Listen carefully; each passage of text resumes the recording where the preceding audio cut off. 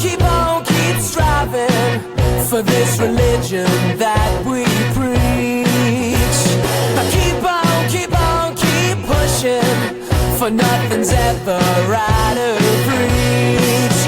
Because the time we keep on driving, it's all that much we go. The time we keep on fighting, and these colors I wear will be sold through the skins of my soul.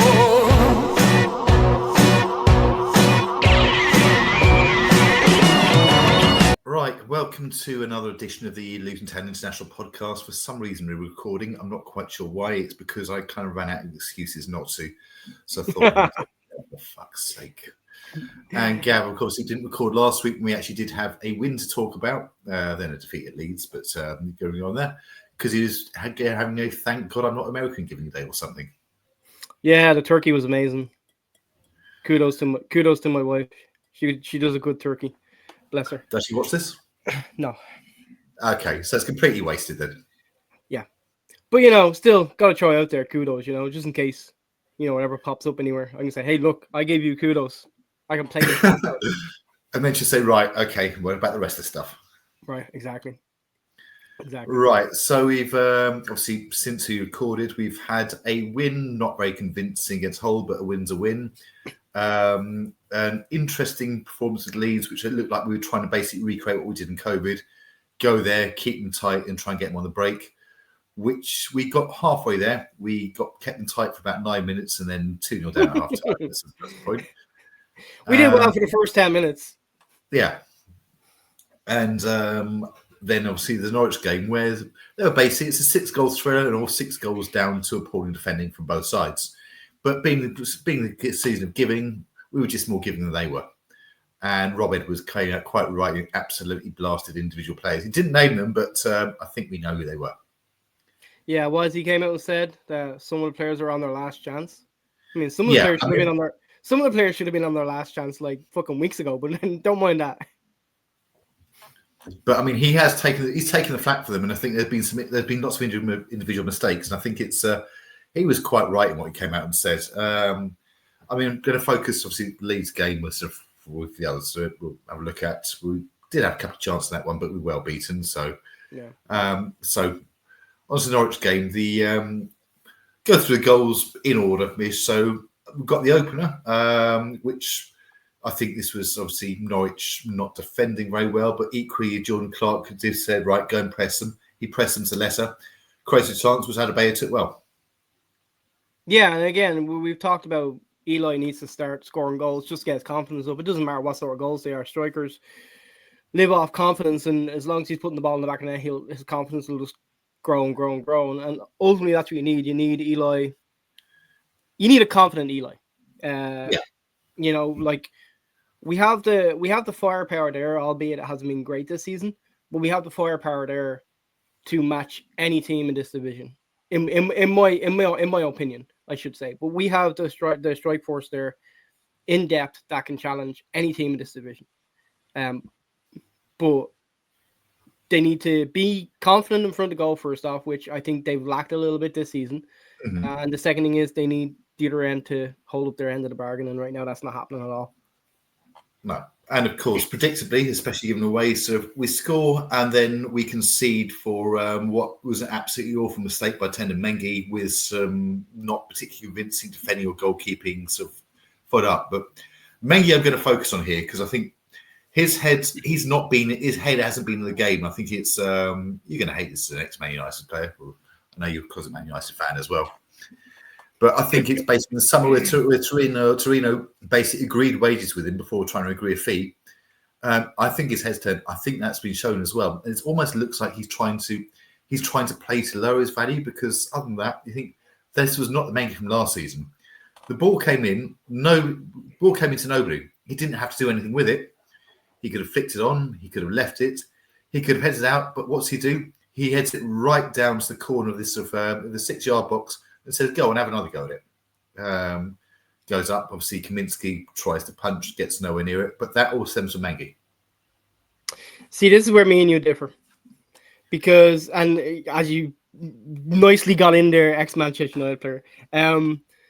But to me, it's a number of mistakes, right? So the two midfielders don't close down the runner. Then Amari Bell doesn't clear the ball. Then McGuinness doesn't clear the ball. Then Mengi doesn't do his job.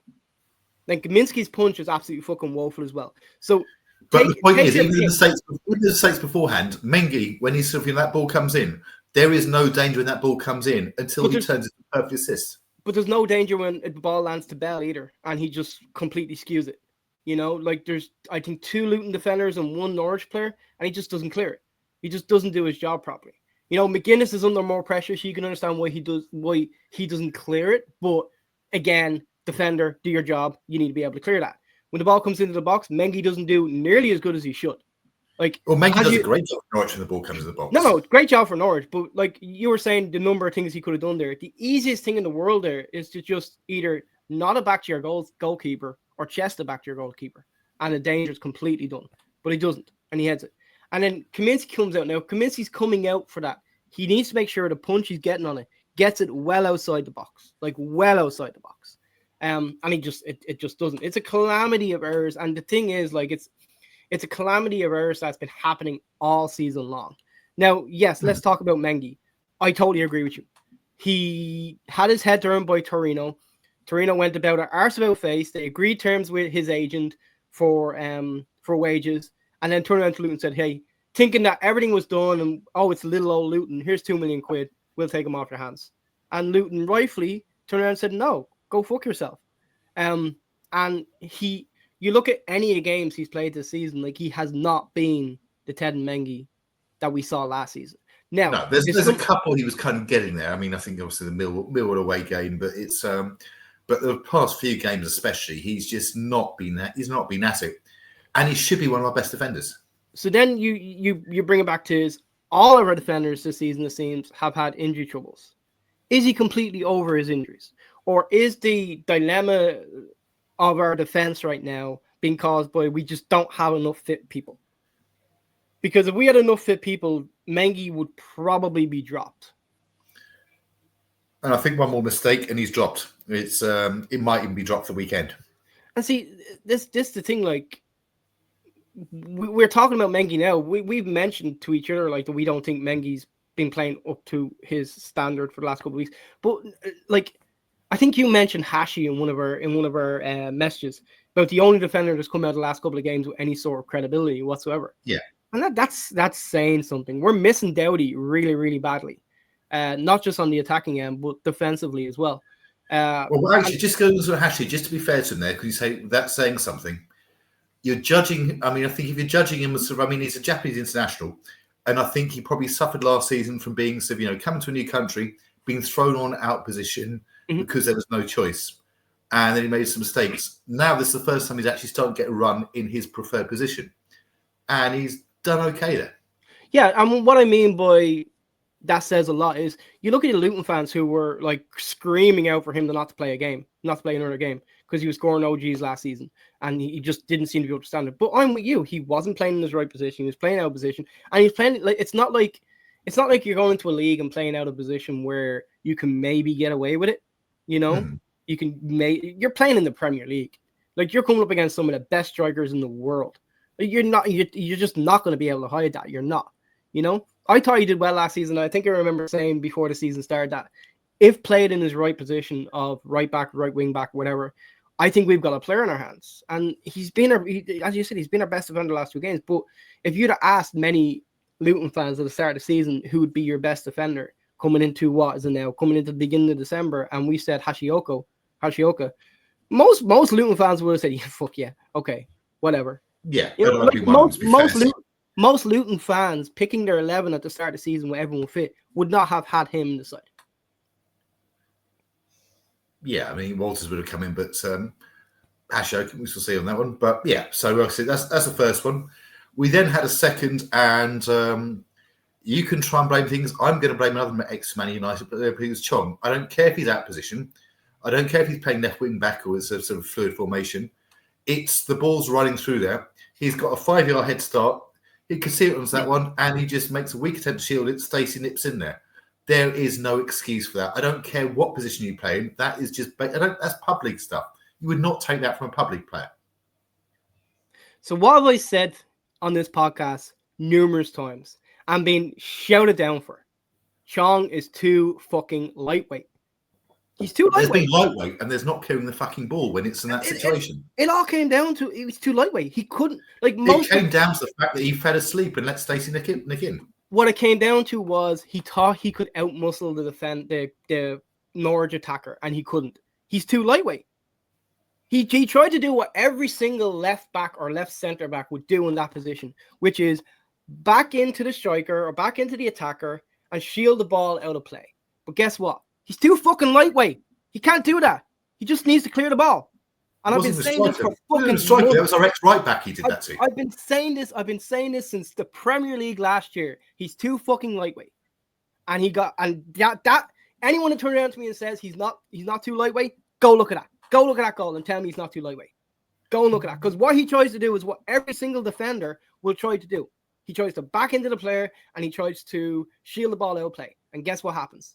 He gets knocked off the fucking ball. No, Stacey just goes around him, doesn't even get knocked off him. Stacey just nips him behind him because he's not paying attention. It's too lightweight. He doesn't like. Here's the thing: I am not a Chong fan. I think he is a one-trick wonder. He'll get you an odd goal here and there, and people will be go, "Oh, he's great. He's fantastic. He's brilliant." He's not. 5 million. There's a reason he only cost us 5 million. Whatever. There's a reason he wasn't in the Premier League before we picked him up. There was a reason he got let go by Manchester. He wasn't in the Premier League before we picked him up. He was at Man United. No, he was in the Championship before we picked him up because we picked him up from Birmingham. But there's a reason he got let go from Man United. There's a reason why he dropped down to the Championship. There's a reason why he was playing for Birmingham, who are a bottom half of the table team in the Championship. There's reasons for this. It's because he's not very good. He's just not. I think, no, getting forward, he can. I mean, he can win numerous free kicks or something. He can be dangerous going forward. But in that situation, it's sort of, yes, I know it's an unfamiliar position for him, but you clear it. If you can't shield it out, you clear it. You don't sit there and let them in. I mean, you got Mengi again in the middle, not anticipating coming in. Let's be fair. Why would he? Why would you? You think your left wing back? By the way, he should not be playing there. But you believe your left wing back? It was left wing back stroke left wing. It was 4-4-2 stroke 5-3-2 depending on the situation. But that is a game though, a player error. If that's Bell, if that's Doughty, I'll go even as far in saying if that's Johnson, that doesn't happen. Mm-hmm. It just doesn't happen. And if that's Steve McNulty, that doesn't happen even at this level at his age. If that was Steve McNulty, Stacey would have been around him and gone long before he got to the byline. Do you know how long it takes to go around Steve McNulty? It would have taken him a while, don't get me wrong. That's a blast from the past, by the way. Well, yeah, it's more fun than the present anyway. Yeah. Thanks for tuning in. I was getting a little bit angry there, Sean. Right, so on to the second half, and we got a goal back. Well, I couldn't tell you too much because I was actually just getting back into the game, got the steps and saw the ball back in the net. Did watch it after. Okay, I don't think Brown could really miss from there. Norwich probably won't be happy with their defending since it is a game of absolute. I think it's the guy at work who's a Norwich fan. He said, "Yeah, typical Championship defending all round." I think, and he didn't rub in too much, to be fair. But yeah, that's fair. So gets back to 2-2, and I think I'm going to be slightly positive until I get on some negatives again. The actual game, some of the attacking and some of the playing, was better than we played recently. Apart from the absolutely calamitous individual defensive errors, it wasn't a bad performance. It wasn't. There was definitely periods of the game where we looked like we had a identity, I think is what they call it. It's, and again, not just on the defensive end, but on the attacking end, you can tell that we're missing Doughty badly. Jacob Brown's been fantastic. Every game he's come into or played this year, I thought he's done a solid job for us. And I know Carlton and Eli is going to be the forward line that most people are going to look at and go, that needs to be our forward line. But you've got to find a way of getting Brown in that team right now. it's as simple as that. Or like, Yeah, but we've got a load of fans saying you've got to find a way of getting Taylor into the team, and it's you don't need to find a way to get Taylor in the team. That's just idiotic fans talking.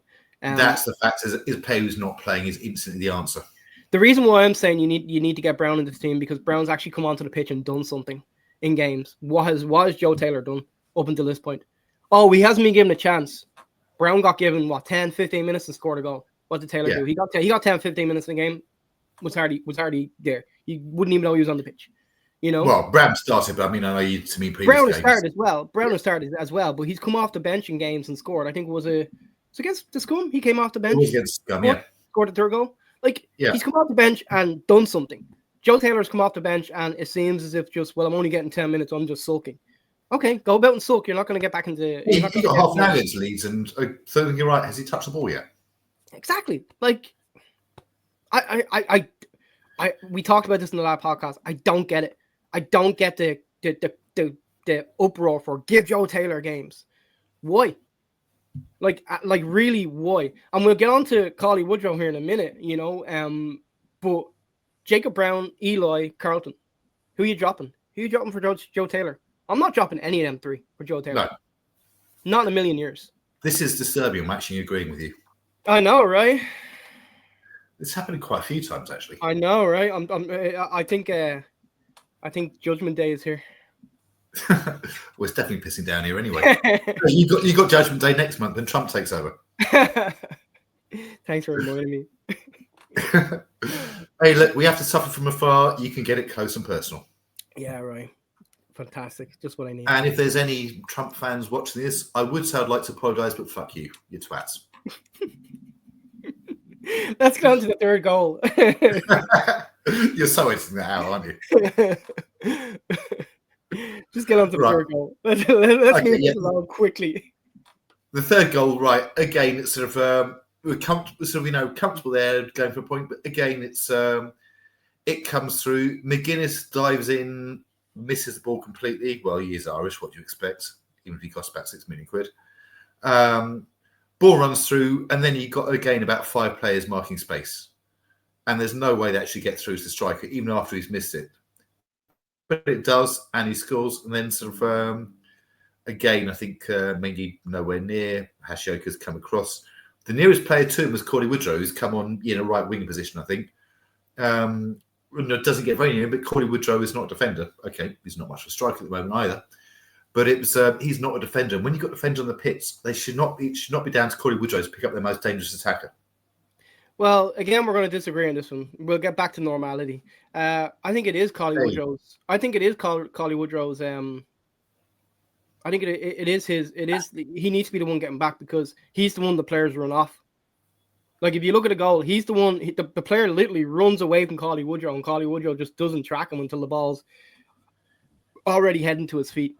But you've got another 3 defenders in there not picking up anyone. No, yeah, I get it. But you can't turn around and say Collie Woodrow's not at fault at all for that goal because I didn't say it's not at fault. I'm saying where the hell? Obviously McGuinness was fat in his arse. Where was Mengi again? No, yeah, and don't get me wrong. Like the defense, we talked about it. The defense has been beyond fucking shocking this year, like beyond shocking.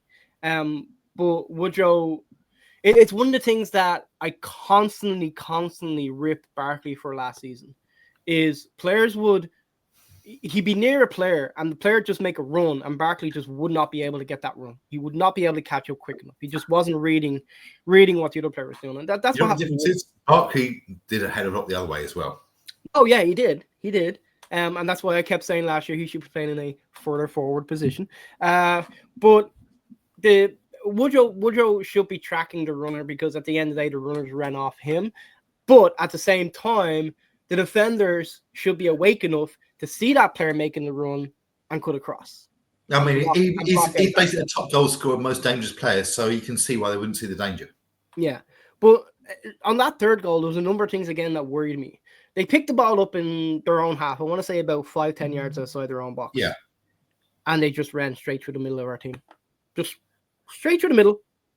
No tackles, no nothing. Clark, I think, was the nearest person to the ball, to the player. Nothing, no tackle, no getting close to him. Just kind of getting. Clark was one of our better players on the day as well. Got close enough to kind of, okay, which way are you going to go? That thing that Pelly does? where he gets just close enough and then starts like doing this sort of thing where he's going sideways almost. You know, trying to block I out. haven't seen play for a couple of years, so I can't remember. Trying to block out two things at once. It seemed like Clark was trying to do that, and it's just like, no, get close, push him, like get close to him, put in a tackle. Even if you give away a free kick in that area, like it's a nothing area, you know. And then, I mean, McGuinness doesn't need to go to the ground when he does there, because I said if you're going to go there, get the ball. If you're not, then you basically give him a free run through. Exactly. If you're not getting that ball and you're not 100% sure you're getting that ball, you don't make that tackle. No. You just don't. You know, and then it wasn't quite a carbon copy, but then the fourth goal was a carbon copy with the shit defending. Yeah, surprising because all 4 goals were carbon copies of shit defending. Yep, and both of theirs as well. But this one, Bell gets beaten, shouldn't get beaten. Okay, it does happen, but when he does get beaten, I mean, I sent you the screenshots of it, and you've got I think 5 odd players in a line. 1 Norwich player, somehow that ball, when it gets through, it takes out 5 other players because no one are near enough. Ashley's trying to come across to actually get towards him from the right wing back. But nobody near him. There's no way the ball should get through to him, and yes, it does. And I'm going to bring it back a little bit further again because, yeah, Bell gets easily beaten on our left there, right? But Moses just stops. Like, it's not like he you know, okay, Bell has him, so I'm going to go into the box. He just stops. Mm-hmm. He just stops moving. Like, he just stands there, like, starts walking, you know? And I thought Moses had a decent game when he came on. And again, yeah, just like Clark, Moses played okay, but it's these little things. You're just kind of going, we can't do that right now. A decent game when it's, you know, I think the Luton News gave us, sort of, you know, Elijah, our star man, at 5 out of 10. That says a lot. But, like, it's... If you're not getting the breaks and it's not happening for you, at the very least, the one thing you have to do is just 100% try. Yeah, 100% every single game. There's players on that team just not doing that. And I think Moses is one of them. If I'm being totally honest, like as I said, I have not been impressed with him at all this season. No matter where he's played, I think the only game I thought he played half decently was when I think we were behind in the game, actually it might have been the Oxford game. It was 2-2. And they came back from 2-0 down, 2-2, and then they pushed Moses further forward. And that was the only point I've seen him this season where he's looked anyway dangerous. Or anyway, like, okay, he could be a player for us. Well, I think Moses is one of those players he needs to be paid further forward. Moses, like Chong, well, strong version of Chong, he's going to be better when he's actually out there on the wing running at players, not having to... Obviously, they're all going to do defence duties, but it's... Yeah, but like, that has been, to me, one of the flop signings of the season. Like, I don't think any of our signings have done particularly well. I mean, Batiste hasn't played enough to really say he's. And he was another one who was okay for Saturday, sir. Walsh. I mean, Walsh is. Walsh, I think you can judge him on one stupid moment. Walsh is always going to be remembered for Oxford, right?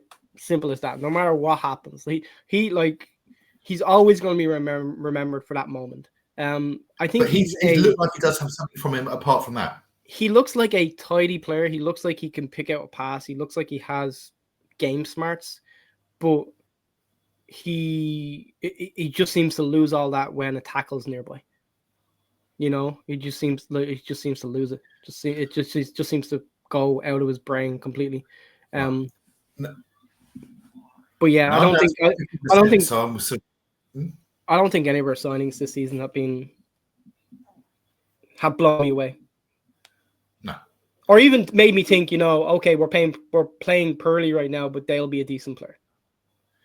I love the fact that you say none of our signings have blown you away as you're performing a sex act on the bottle. I'm glad you pointed that out. mature audiences only. Yeah, you are gonna have fun at things. Like, you just chuck it all out. No one watches. But yeah, like, is there any player that's come in that you thought, yeah, they've done okay? Yeah, Walters. I'm not even convinced with him. I think he's young enough that he could be something. Yeah, but I mean, he's had some shockers as well. But I mean, he's actually looked sort of, you know, looked okay when coming in. So many others. Right. I mean, what I'm going to do, I know the Leeds News did this, and it said, right, okay, pick, and they said, right, we'll make it simple, go for 4-4-2, and everyone going, yes, please. But right, if you're going to pick your team for Swansea, goalkeeper, Kaminsky. Yep. Right back, Hashi. agreed. Left back for Saturday. So Dowdy's not available, right? Doubt is not available, no. So you're going Bell. Yeah. Okay. Centre back pairing. Who's available? Because here's the thing: if I'm being totally honest, you need to stop with this. We're gonna play out from the back or any of that crap, or we want players who are good on the ball or any crap like that. I would probably go Holmes and McGuinness. But the reason why I ask who's available is I would not be totally against putting Anderson in there if he's fit. Anderson McGuinness would be my first choice, and then was there. But yeah, Holmes is the other one, I'd say. Yeah. In place of yeah. She's there, right. Midfield, centre 2. Centre 2 and the Nakamba Kroos. Yeah, easy. Front 2, we'll keep it easy for now. Carlton and Eli. Yeah. Right. And this is obviously saying if everyone's fit. You know, this is what I comes down to. And we've actually, strangely enough, agreed on pretty much our entire team selection so far. Yeah. Wingers. If it was me, I would play Brown on the left, Moses on the right. Okay. I would say Brown and Chong to start with, but Moses could come into it as well. Actually, no. So I'm playing Clark, and I'm playing Clark because he will get stuck in and can put that ball in, and then I'm playing Chong. So I gotta ask, what? And here, this is coming from someone who defended Clark early on in the season when people didn't think he was playing too well. Why are you playing Clark? Just because he gets stuck in? Does Krause not give you that? I guess is what I'm getting at. Well, Krause will give you that in the middle. I'm giving Clark because he can actually spot a pass. He's not lightweight coming into it. He can track back and defend, so I'm thinking doubling up on that one. He can deliver a ball as well, and also it means you do have options then to bring off the bench.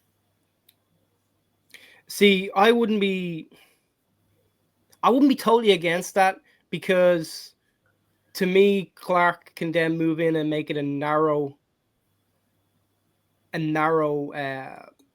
5. You know, you could really go 3-5. If you needed to change on a whim, you could go 3-5-2 with that by just pushing Hachiyoko further forward and playing Chong, God forbid, at left back again, or left wing back. I'm not totally against that. I just think Moses has been brought in for a reason, and as much as I don't think he's done anything at all of any real substance, there's got to be something there that you give him a run of games now at this point and say, okay, go and show me. And if you can't show me in the month of December now before January, maybe January you try to do a deal and get him off your books. That's why I'm looking at Moses. And as I said, you've got to find a way of getting Brown in the team right now. Maybe you go Chong and Brown. To me, the reason why I put Brown on the left is every time he's come on that I can remember, he's played on the left of the front 2. So the reason I didn't start with Sir Brown ideally on that one is basic because I think you need an option off the bench. An option on the bench, he's an excellent option onto that one rather than Sherman. But if you have the team that like either way, it's like if you put Brown, if you go Brown, Nakamba, Krause, Moses, that means coming off the bench you'd have Walsh, Batiste, Clark, Woodrow, Chong. I mean, that's not a bad bench to have. Mm-hmm. You know? And as I said, Chong does one great thing every 20 or 30 games or so and gets lauded. That's probably being a bit harsh, but maybe dropping him to the bench is what the guy needs. Maybe because there's a few that could be applied to. Yeah. Well, there's about 11 that could be applied to be fair. I would say 9. Actually, I'd say 8. I would say Carlton is doing his best, although not putting the ball in the back of the net. Mm-hmm. Eli is starting to get his confidence back, and I think has been playing decently. Brown, as I said, you've got to find a way of getting him in the team because every time he's played, he's done something. He's done. Well, he's you done know, something. then you got Kaminsky or Krul as the other one, so and you stay with Kaminsky. What, in goal? Yeah, I would not put Krul anywhere near the net. Yeah, that's what Kaminsky. Yeah. it's Kaminsky until further notice, until we get another goalkeeper. Which I'm not like. Yes, I don't think he did great for the first Norwich goal, but Kaminsky's been fine this season. He's made a couple of saves that have kept us in games. Yeah, He's I mean, I fine. think people point out he's not that vocal. He doesn't come off his line, but his shot stopping does make up for it. Yeah, definitely. Absolutely, yeah, definitely. Like he's fine. That's not an area of the pitch. If you're talking about upgrading in January, that's not a part of the pitch you're even worried about. That's not even coming into contention. You know, defense, yes, you can upgrade, but realistically, when you get everyone back to full fitness, to like the full fitness, when you get everyone back, are you upgrading by bringing someone in, or are you changing out someone? Are you letting someone go and bringing someone in? And it may still be an upgrade, but Well, we'll see. I mean, that'll be something for the next podcast because I'm now down to 10%, and I think we woo! basically so. Woo! Well, let's like, okay. So quickly, where do you think needs to be the focus for Luton in January? Defence is the obvious one that sort of is being let down, but we should have the players in defence to not do that. I would say, well, midfield, you've got Fanny coming in. I mean, it was quite wet when he got presented to the team as well. So He honestly, like, I know it's a funny name and everything, but he must be thinking, "What the fuck am I doing? Like, what did I just sign up for?" And I mean, Fanny is kind of basic. He's not going to be someone I think we should put too much on because he's 20, he's come to a new country. It'd be hard to expect him to suddenly be the saviour from his first moment. Yeah. To me, yeah, I think a centre back or a defensive midfielder. I'm not completely convinced by that we need a defensive midfielder because he's not playing the Canva as it is. I do agree with defense, but I think specifically we need a left wing back because it's shown how much it hurts when we lose Doughty. Well, a left wing back who can cover centre back as well, because it's you have Bell who can play left wing back, you have Doughty who's going to be sort of first choice when fit all day long.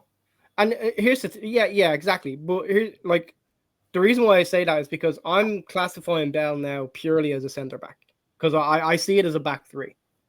So I'm classifying him purely as a centre back. I think we need cover for Doughty at left wing back, someone who can come into games and give Doughty a bit of a break if need be, if we're up in games or whatnot. And then obviously someone who can cover him if he does start picking up niggling injuries here and there. Plus also someone who can realistically, the way the season is going, take Doughty's place next season. Because he's done as well this season as he did last season. And there's going to be teams coming knocking in the summer. I mean, realistically, if we do sign them, I think we'll sign a striker and I think we'll ship Taylor out. See, and that's the other thing. I don't think we need a striker. Because even with shipping Taylor out, you still got Woodrow, Brown, Eli, Carlton. You got four. You need five. Like, I'm not convinced on that. Like, give someone coming through the ranks a chance if need be. Like, we still got that Canadian kid, I think. Is he Canadian? No, I think he's English, but he played in Canadian leagues. We still got him hanging around. He's not very good, but I mean, he could be a fifth striker. Absolutely need it. I mean, the guys on loan at Southend actually doing quite well in the conference, but has shown absolutely no. That is, it does not have a future in the Championship. I think we need more. We need a left wing back. We need to get rid of some of the dead wood that is lingering with us right now, and then start. The policy needs to be like we did with the new kid coming in by Young. Yeah, I mean, Woodrow or Taylor will go out. We'll bring in a striker. Would be my prediction. I wouldn't let Woodrow go. I just think he's too experienced. I know people hate him, but he's experienced at this level. You need that. Like, even if it's only just around the dressing room, he seems to be perfectly fine playing the role that he's playing. It's not like he's kicking up a stink that I should be starting every week, unlike Joe Taylor. No. Like, I'm totally fine with Woodrow sticking around because they're the sort of players that you kind of need around the room, to me, anyway. We'll see. Anyway, we're going to wrap it up there because I'm now on 6%. So it's which is a cunning plan just to make sure this doesn't go on too long, but it's generally 6%. So